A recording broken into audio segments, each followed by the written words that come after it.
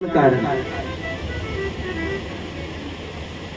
समय लग जाए, क्योंकि गुरु एक बार बनाना पड़ता है।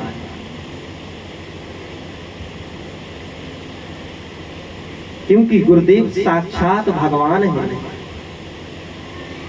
आते न बह गुरुदेव जो श्री राम के आकार में, आते न बह गुरुदेव जो श्री राम के आकार में, आते न बह गुरुदेव जो श्री राम के आकार में, रहता घना अंधेरा ही अंधेरा देह के संसार में, रहता अंधेरा अंधेरा देह के संसार में। आते न बह श्री राम जो गुरुदेव के आकार में, आते न बह श्री राम जो गुरुदेव के आकार में, रहता अंधेरा ही अंधेरा देह के संसार में, रहता अंधेरा ही अंधेरा देह के संसार में।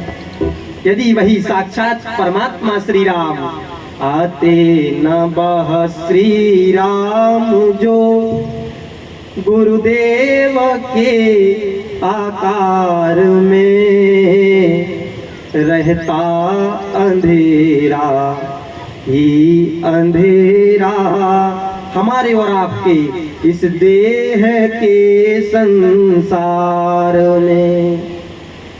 यदि गुरुदेव भगवान श्री राम जी के रूप में नहीं आते तो हमारे जीवन में अंधेरा ही अंधेरा रहता।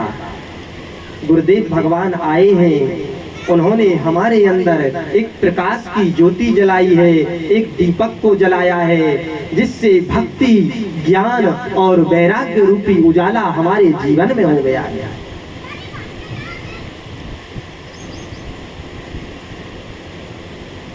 इसलिए आपकी जहां निष्ठा बोले आप वहां गुरु बनाइए। हमारा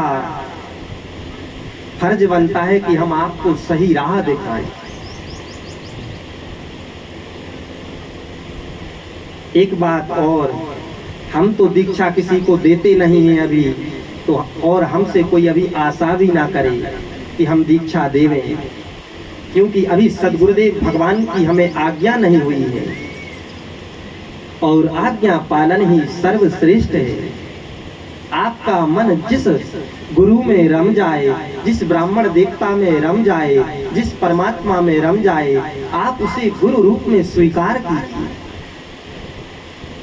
लेकिन पहले उसे जानिए। जो सच्चा गुरु होगा वो पैसे का लालची कभी नहीं होगा, कपड़े का लालची कभी नहीं होगा, आपकी माया का लालची कभी नहीं होगा। क्योंकि संत का हाथ कभी ऐसे नहीं रहता है, संत के हाथ हमेशा ऐसा रहता है। यदि जिसने ऐसा हाथ कर दिया समझिए वो भिखारी है, चाहे हम हो चाहे कोई हो। जब उस परमात्मा की शरण में हम गए हैं और केवल परमात्मा का ही हमें विश्वास है, उनकी शरणागति है, फिर हमें किसी और के आश्रय लेने की क्या जरूरत है। चलिए हमें कोई कष्ट आया है, हम आपको अपना कष्ट सुनावें, क्या आप हमारा कष्ट दूर कर पाएंगे? नहीं कर पाएंगे। आप उल्टा हमारा मजाक उड़ाएंगे, हंसी उड़ावेंगे, इधर चर्चा करेंगे उधर चर्चा करेंगे। कष्ट हमें उस व्यक्ति को बताना चाहिए जो हमारा कष्ट दूर कर सके।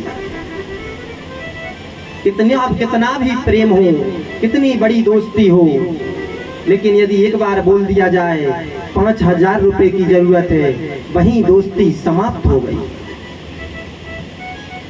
इसलिए अपना दुख केवल परमात्मा को सुनाना चाहिए, क्योंकि परमात्मा के अलावा ना तो कोई हमें समझने वाला है और ना कोई समझाने वाला इस संसार में है। समय जरूर लग सकता है, पर परमात्मा हमारी सारी मनोकामनाओं को पूर्ण करते हैं।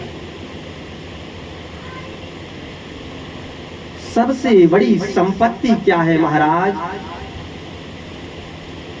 और सबसे बड़ी विपत्ति क्या है? ये दो शब्द सोचने में बहुत अच्छे हैं, लेकिन इनको समझना बहुत मुश्किल है। सबसे बड़ी संपत्ति है कि हमें अपने जीवन में भगवान की याद बनी रहनी चाहिए। ये जीवन की सबसे बड़ी संपत्ति है कि हमें भगवान की याद बनी रहे। और सबसे बड़ी विपत्ति क्या है कि हम भगवान से दूर हैं, हमें भगवान की याद ही नहीं आती है। ये हमारे जीवन की सबसे बड़ी विपत्ति है।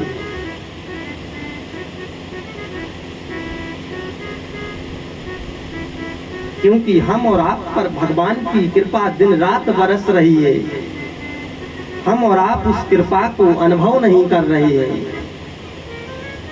भगवान ने हमें ये दो नेत्र दिए हैं, क्या ये सुलभ है नेत्र? कम से कम इन नेत्रों से दर्शन कर पा रहे हैं, उनसे पूछिए जिनके नेत्र नहीं है। भगवान ने दोनों हाथ दिए हैं, दोनों पैर दिए हैं, हम चल पा रहे हैं। और सबसे बड़ी बात